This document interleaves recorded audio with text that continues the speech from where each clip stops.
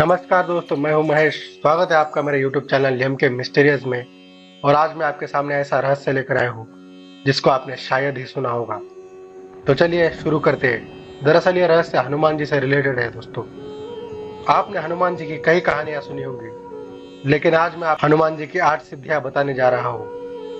दोस्तों, हनुमान जी के पास 8 सिद्धियां थी जिसके प्रभाव से वह चाहे जहां वहां जा सकते थे और कैसा भी रूप धारण कर सकते थे। पल भर में विशाल से विशाल चीज को एक जगह से दूसरी जगह रख सकते थे। दोस्तों, आपने हनुमान चालीसा की एक चौपाई जरूर सुनी होगी। अष्ट सिद्धि नवनिधि के दाता, असबर दीन जान की माता। इसका मतलब यह है दोस्तों कि हनुमान जी की भक्ति से जीवन में 8 प्रकार की सिद्धियां और 9 प्रकार की निधियां आ जाती है।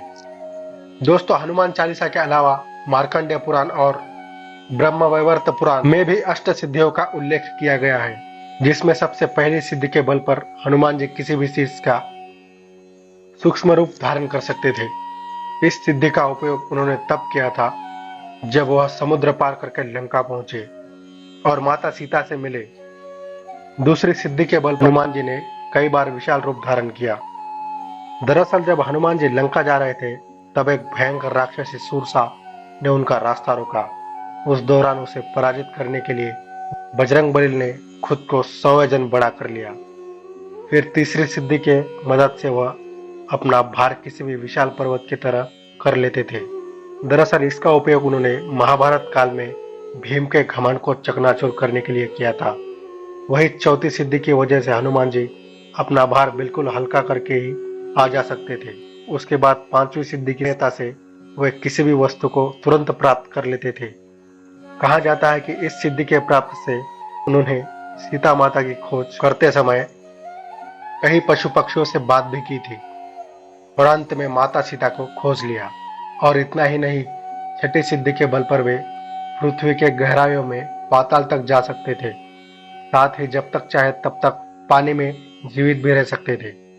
सातवीं सिद्धि की वजह से ही उन्हें देवी शक्तियां प्राप्त हुई थी, जिसके कारण वो युद्ध में घायल हुए सैनिकों को पल भर में ठीक कर देते थे। आठवीं और अंतिम सिद्धि की वजह से हनुमान जी अपने मन को वश में रखते हुए किसी से भी जीत जाया करते थे। दोस्तों, यह था हनुमान जी की अष्ट सिद्धियों का रहस्य। अब मैं आपको हनुमान जी के 9 निधियों के बारे में बताने जा रहा हूँ, जो कि हर मनुष्य के जीवन में कार्य करते हैं। पहली निधि है पद्म निधि। जिस मनुष्य में पद्म निधि के लक्षण होते हैं, वह मनुष्य सात्विक होता है। साथ ही वह सोने चांदी इकट्ठा करके गरीबों में बांट देता है। दूसरी सिद्धि है महापद्म निधि। इन लक्षणों से भरा मनुष्य अपने धन संपत्ति का दान ब्राह्मणों और धार्मिक कार्य करने वाले महापुरुषों को करता है। तीसरी है नील निधि। नील निधि के लक्षणों से भरा मनुष्य सदा अच्छे गुणों से सुशोभित होता है और उसकी संपत्ति 3 पीढ़ी तक चलती रहती है। और चौथा है मुकुंद निधि। ऐसे लक्षणों वाला मनुष्य रजोगुण संपन्न होता है और वह हमेशा राजा की तरह रहने का प्रयास करता है। पांचवा है नंद निधि। नंद निधि से भरा मनुष्य रजोगुण और तमोगुण दोनों से ही संपन्न होता है। यह व्यक्ति अपने कुल का मुखिया होता है। छठा है मकर निधि। इस निधि से भरा व्यक्ति तरह तरह के अस्त्रों को जमा करने वाला होता है। और सातवां है कच्छप निधि। इस निधि वाला व्यक्ति तमोगुण वाला होता है।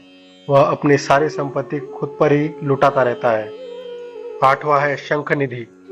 दोस्तों, कहा जाता है कि यह निधि सिर्फ एक ही पीढ़ी के लिए होती है। इससे जुड़ा व्यक्ति सिर्फ खुद की ही चिंता करता है। वह कमाता तो बहुत है, लेकिन फिर भी उसका परिवार गरीबी में ही जीता है। नौवां और अंतिम निधि है खर्व निधि। खर्व निधि वाले व्यक्ति के स्वभाव में यह 8 निधि वाले व्यक्ति का मिश्रण नजर आता है। तो दोस्तों, यह थे हनुमान जी के अष्ट सिद्धि और 9 निधियों का रहस्य। दोस्तों, अगर आपको ये कहानी अच्छी लगी हो तो चैनल को सब्सक्राइब कीजिए, लाइक कीजिए, शेयर कीजिए और कमेंट में लिखिए आपको ये कहानी कैसी लगी। तो मिलते हैं दोस्तों एक अगली कहानी के साथ में।